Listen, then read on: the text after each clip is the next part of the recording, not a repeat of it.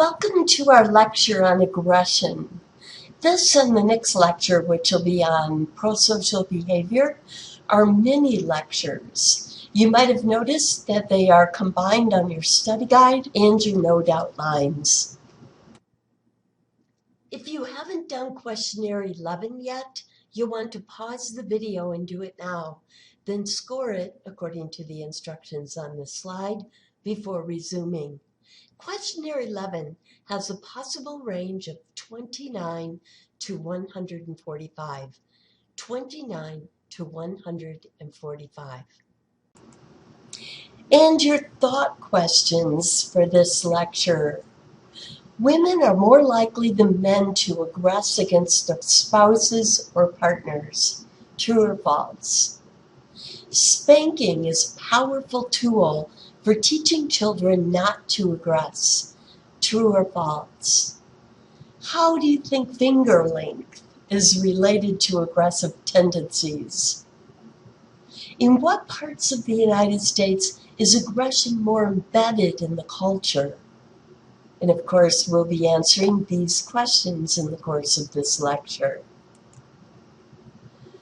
In 1975, a hi-fi store was the setting of a heinous crime. Two armed men took 2 employees and 3 customers into the basement, forced them to drink Drano, and put duct tape over their mouths to ensure the continuing internal burning.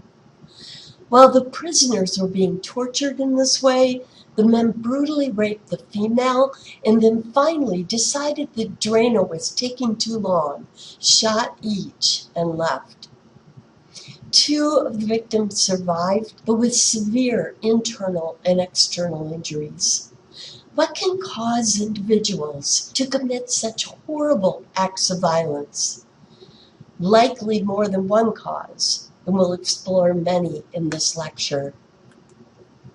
So in this lecture, we will define aggression, then explore when it tends to occur, along with who tends to aggress. In other words, what kinds of people? Whom do aggressors harm?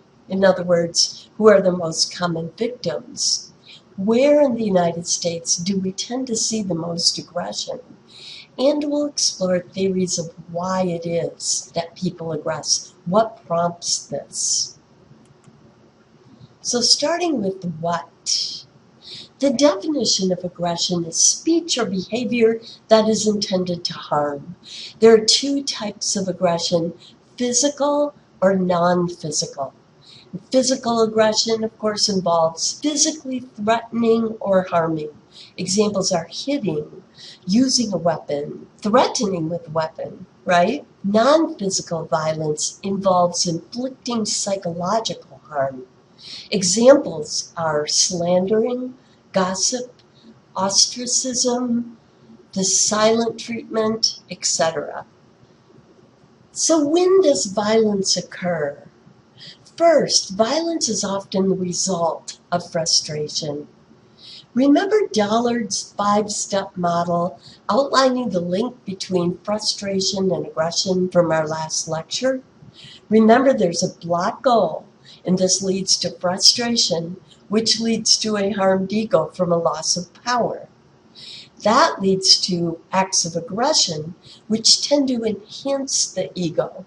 One researcher analyzed the last 15 school shootings and found that in almost all of them, the shooters have been frustrated by social rejection. The man who assassinated Dr. George Tiller in his church in 2009 for offering abortion services was frustrated by financial troubles. The white supremacist who shot and killed the security guard at the Holocaust Museum in 2009 was frustrated because his Social Security benefits had been reduced, which he mistakenly believed to be a personal consequence of his white supremacy beliefs.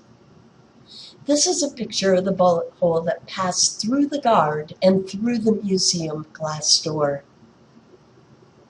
Second, aggression often occurs when people are experiencing negative affect.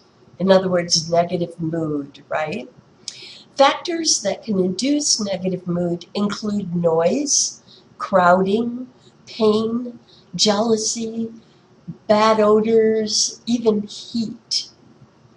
One researcher found that more violent crimes such as homicides, assaults, and rapes are committed during the summer than in other seasons.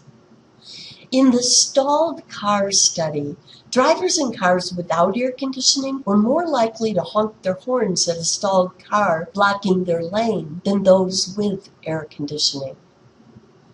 How do you think researchers knew if the cars had air conditioning or not?